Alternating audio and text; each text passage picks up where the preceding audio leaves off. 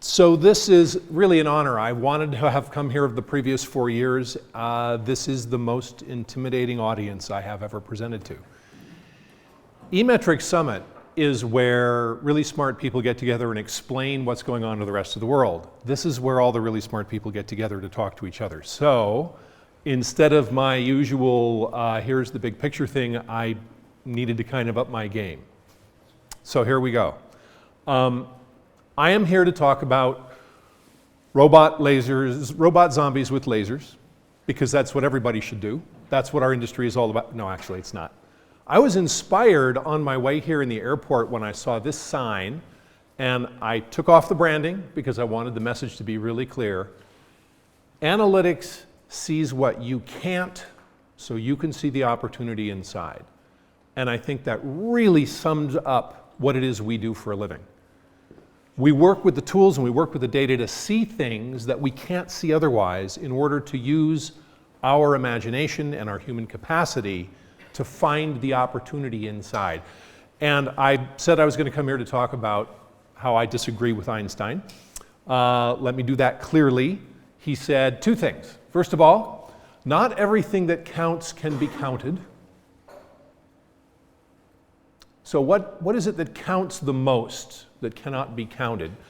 And I think you're all going to come up with the same answer, and I'm going to disagree because Elizabeth Barrett Browning gave us enumeration. How do I love thee? Let me count the ways. I love thee to the depth and breadth and height my soul can reach when feeling out of sight for the ends of being in ideal grace. I love thee to the level of everyday's most quiet need by sun and candlelight. I love thee freely as men strive for right. I love thee purely as they turn from praise. I love thee with the passion put to use in my old griefs and with my childhood's faith. I love thee with a love I seem to lose with my lost saints.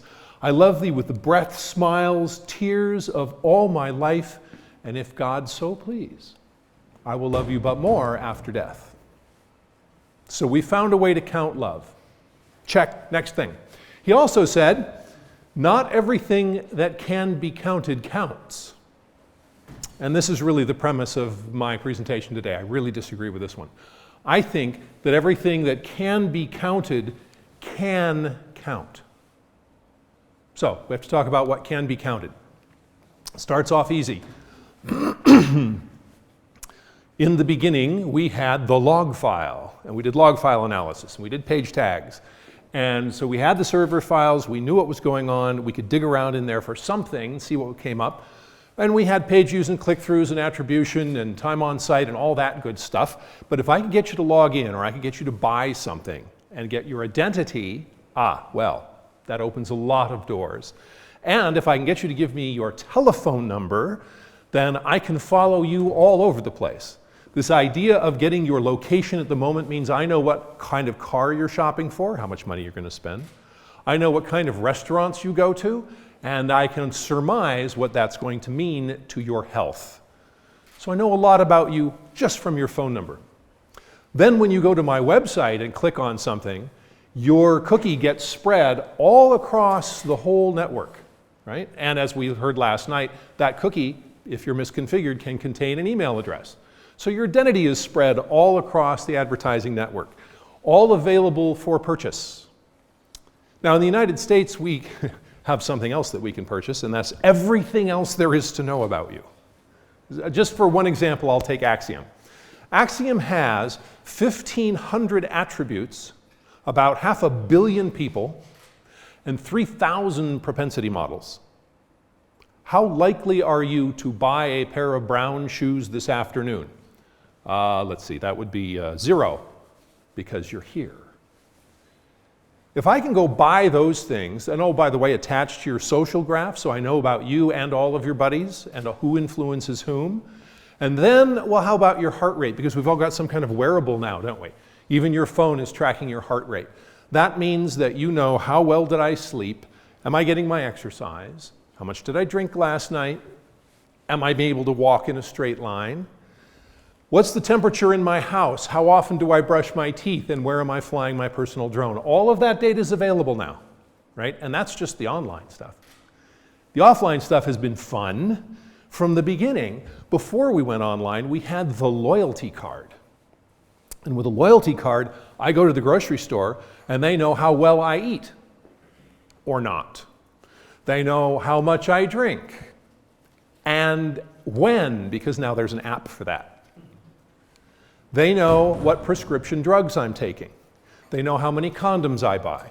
These are things I don't necessarily want my parents to know about. And yes, those are my parents, 1949. But it's okay with me that the store knows all of this stuff because I get $2 off at the till. That's the deal.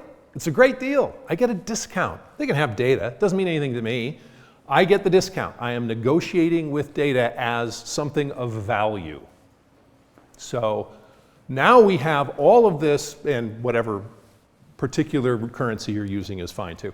Whatever we're collecting, you put that all together and allow me to be the first one to say the dirty word. It's big data. This is the elephant in the room, right? Big data means that we're going to collect more than we ever could before because we can afford it. And in fact, we've reached a point now where it might be less expensive to keep the data than to try to figure out what data to delete, because storage is so inexpensive.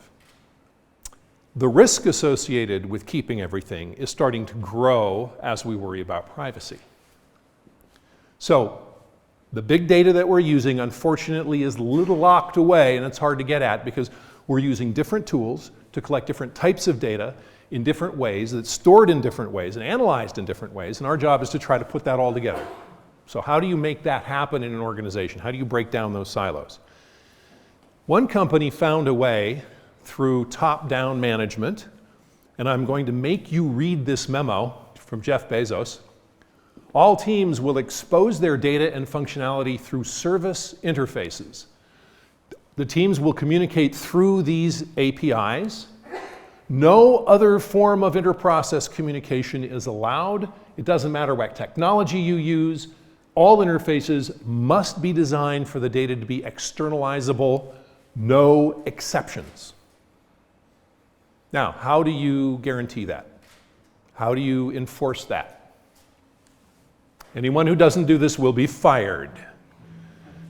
So yes, Jeff Bezos does make ordinary control freaks look like stoned hippies, but the platform was the thing they got right. They're going to make all of that data interoperable, so I can have access to all of it. But in order to do that, I have to know what data I have. Now, I've got to know not only what I have, but how valid is it, how viable is it, how useful and trustworthy is it. And for this, I need a data steward for each data set. Somebody's got to be responsible for, is the data timely? Is it clean? Is it trustworthy? And how trustworthy is it? How do I rank the value of different data? So social media data, sentiment analysis, not so much. Retail information, yeah, they bought something or they didn't buy something. That's trustworthy. Brian Clifton did it this way. What are the basic numbers of visits and page views? Yeah, I trust that pretty much. But user experience, that's open to interpretation, okay? So I want to offer up a means of describing the data that you have so that you know what you have and what you don't have, a taxonomy, if you will. The IAB just updated theirs. Very nice data segments and techniques, lexicon, a few definitions, some categories, but it's very high level. I want to go much deeper than that. So here's what I'm offering up. A way to classify the data that you have in order to identify it properly. Who people are, identity, what they did in their past, what they like, what they have, what they do, and how they feel. So identity is name, your government ID number, your driver's license number, your username and password. Who are you? What is your phone number? That's identity. And then your history. What is your education? What jobs have you had? What articles have you published? What is your history? What do you like to do? If you have certain settings on my website, I'm keeping track of that. But it also gets down to what are your hobbies? What magazines do you read? What do you like to watch on TV? So what do you like?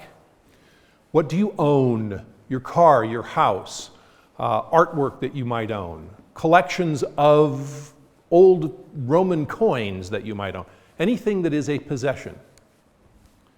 What do you do? This is the behavioral part.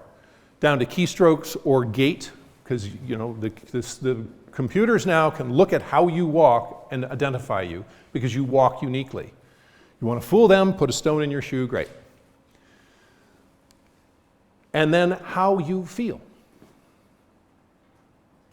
Based on your mood on Facebook, or based on how you identify yourself in a different group, what religion you belong to, what your values are as expressed through social media or comments on other people's blogs. Taken all together, that's a whole lot of information. Yes, thank you. Ah, that feels good. Oh well. All right, now we're going to divide it up differently. There's information that's provided by the individual, information I observe just by watching you go by, information I calculate, and then the analysis part, where I bring in other data and I start putting it all together. That I stole from Martin Abrams. And then, is it transacted, initiated, posted? So there's lots of ways to sort and organize this information for two important reasons. One is to identify what you have, and the other is to identify what you don't have. So the missing information is important to know so you can decide is it important or not. I don't have this particular data set. How useful might that be? I can go out and build a system to capture it. I can go out and purchase it. I can derive it from the data that I already have. What do we have and what's missing? That's part one. Part two is identifying your dark data. Dark data is that which you have that you are unaware of. So here's how that works. I have a bunch of data sets, and I've collected this information in different ways for different purposes, and it's stored differently. And somebody comes along and says, I have a question. So I'm going to pull some data out of number one and out of number two and drop it into an Excel spreadsheet, play with it for a little while. And then I'm going to send it to a friend of mine who modifies it and sends it back. And maybe draws some other data from some other data sets, pulls out a cube, plays with that, drops some stuff into Tableau, maybe does some work with R, times 1,000 every day. All of that is out there. You don't know it exists. It's on a laptop somewhere. Somebody's playing with it on their iPad. They took it home for the evening. They made multiple versions of it. It's not cataloged, it's not planned, it's not governed. So if this is my situation, and somebody comes along and says, I would like you to delete me. I want to exercise my right to be forgotten. I say, okay, give me a minute. I can forget you across all of these things if you give me about 3 months. But this stuff, that's not going to happen. I don't even know it's there. So I'm stuck. So we're faced with protection, ethics, privacy, and I'm going to leave that to people who are much smarter about this stuff than me because it's just a whole nother subject. So what data should you keep? What data is important for you? Well, that goes back to the original, how do I make my website better? Well, that depends. What are you trying to accomplish? What should I measure? That depends. What are your goals? So let's figure out goals and KPIs. I don't know if anybody's familiar with the KPI Karta. Start with your goals, work through critical success factors, phases, segments, working all the way out to your targets. We want to raise revenue. Okay, that's great, but by how much, in what time frame, through what channels, have to all be identified.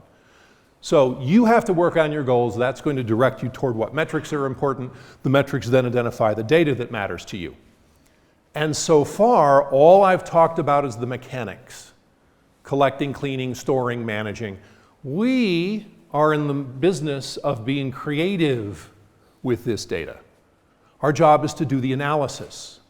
We want to dig in and let out our inner Sherlock Holmes and get creative and see how we can push the data around in different ways to make it reveal new opportunities.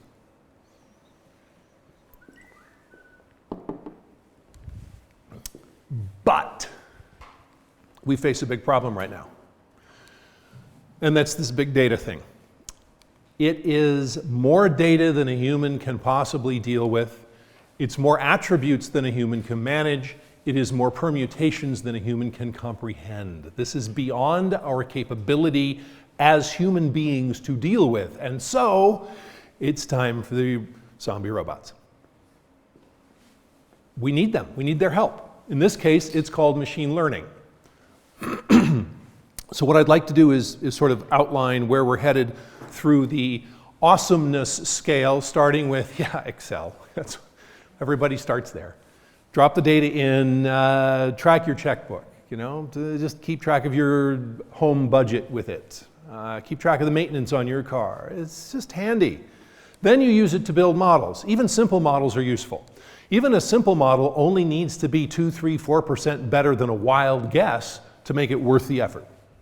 And a simple model can be really brute force simple, like a classification tree that says, hey, let's break things up. Let's start with gender, okay?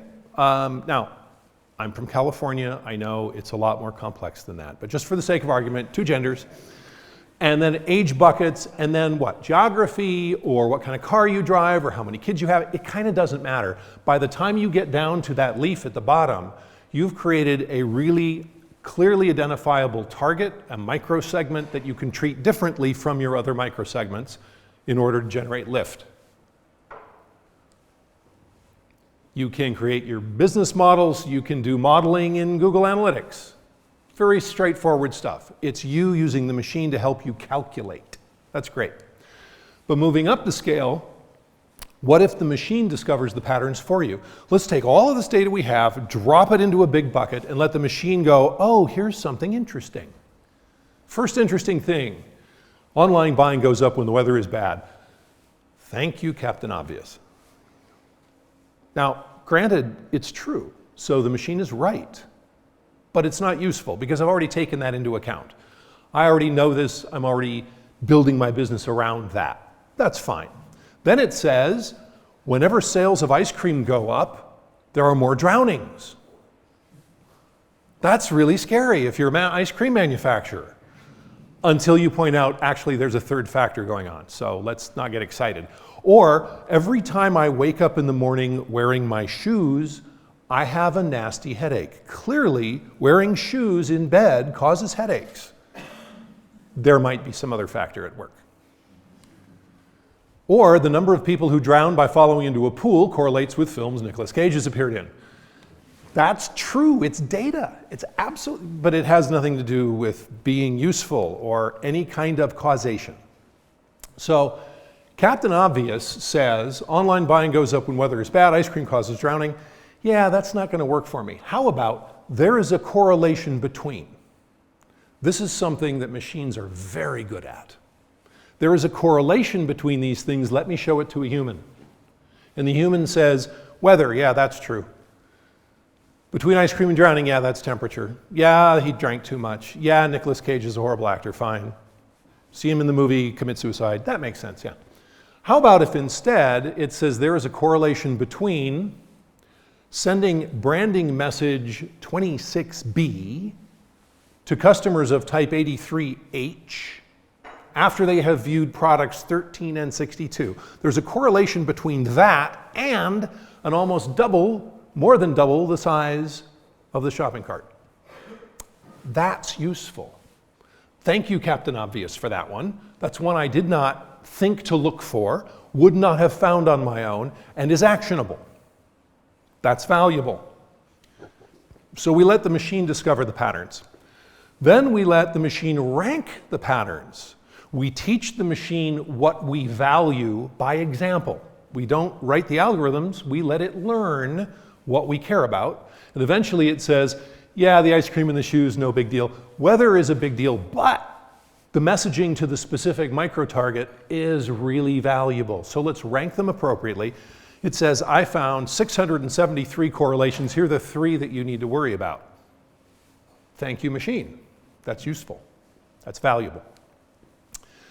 What if the machine acts on those patterns? What if the machine finds the patterns, ranks them, and then takes action?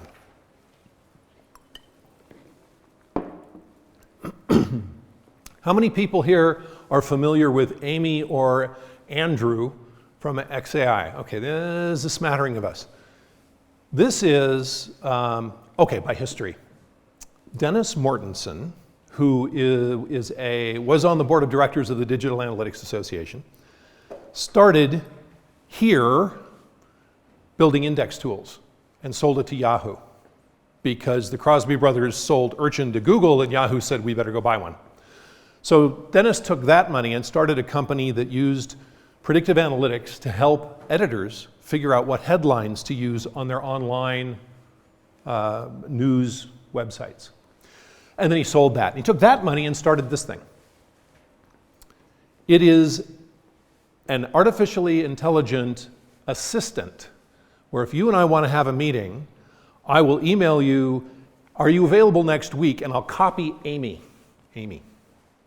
And you write back and say, well, Tuesday or Thursday will work. And Amy looks at my calendar and looks at my preferences and looks at everything she's learned about me. Notice I said she has learned about me, about how I like to do meetings, and will write you back and say, yeah, Tuesday's full, Thursday's a possibility, but only for lunch.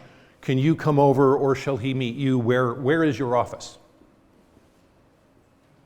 And we'll carry on a conversation until there's a time set, and then Amy sends me the email saying, here it is, and I've put it on your calendar for you. I just realized Amy isn't a real person. No! This works really well because it's a very narrow task. It's a very narrow problem to solve. But if you've done any work with AI, you find out very quickly, it goes really deep. But Amy is remarkable in how she talks like a human and fools people. Carries on a perfectly reasonable conversation about scheduling a meeting. So the machine ranks, the machine acts. What if the machine programs itself to rank and act? What if it writes its own code? Artificial imagination helped Google AI master the most complex game in the world. This is, 2 days ago.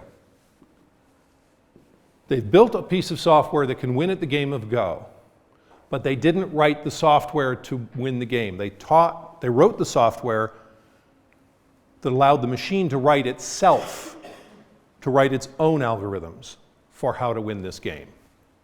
That gets a little spooky. This is where the people who you live with go, you do what for a living? So that is scary, but computers, fast as they are, aren't very smart. Humans, slow as they are very smart.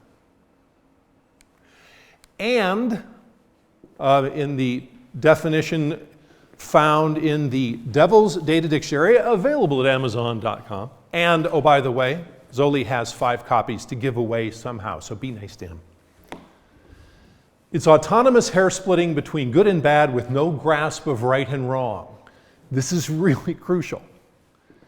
We're dealing with more data, we're dealing with more attributes, we're dealing with more permutations, but we've reached a point where we need more complex algorithms than people can write, than humans can write. We need the machine to create itself. We need that. So, in order to keep your job while those around you are losing theirs, you need 5 things you can do to avoid the zombie apocalypse. Machine learning is coming. It's headed your way. It wants to eat your job. Here's how to avoid that. Number 1, be the person out in front. Be the person who brings it into the company. Be the person who knows more about it than other people, than your other clients, than your boss, so that whenever anything comes up, they turn to you.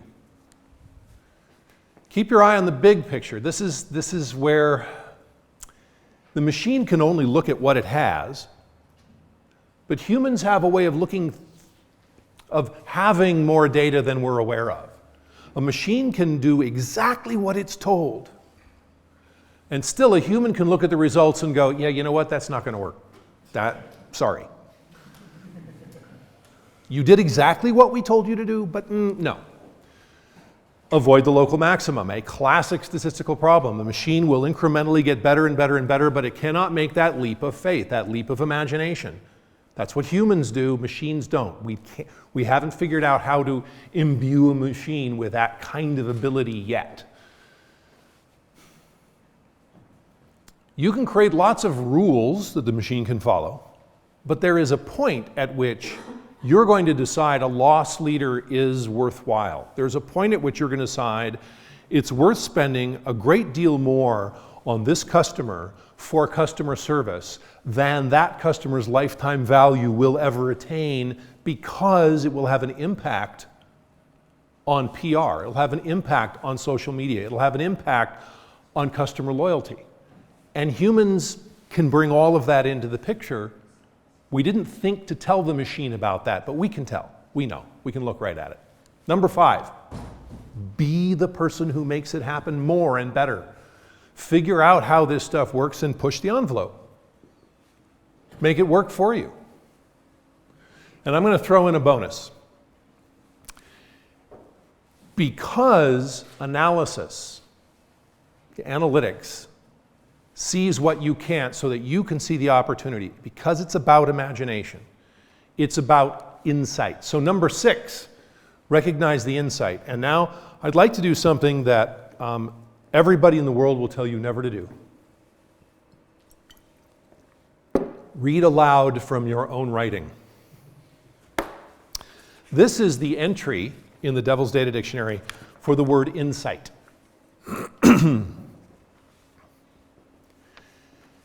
It's not having the answer.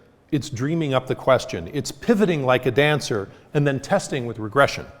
It's not about facts. It's about the connection. It's that which then attracts you to make a new projection. It's not about the figures. It's about the correlation. And big data just gets bigger with more data integration. It's not the data warehouse. It's the cross association. It's not the beans that count, but considering causation. It's asking why and asking how and looking for the info that will open doors and disavow hip shooting from the hippo. Big data isn't magic. Big data is not divine. Big data becomes tragic when art is left behind. The human head contains much more than 100 billion neurons. There are thoughts and schemes and stuff that dreams are built of and are built on. Human beings can look at a cloud and see a face resolving, and fantasize how that applies to a problem they're solving. Feed your head, the dormouse said. Don't die from dried up facts. Imagination speeds creation, and for that, you must relax. Let your brain recuperate. Give it room to breathe. Let the sweat of your brow evaporate. Stop the grinding of your teeth. Go for a walk, have a beer, go swimming in the ocean. Light a fire, indulge desire, wallow in emotion. As one grows older, Einstein said, one sees the great futility of imposing your will on the chaos with brute force and hostility. But if you can be patient, there may come that moment when your mind is on vacation. The answer bows and says, "Here I am." Thank you.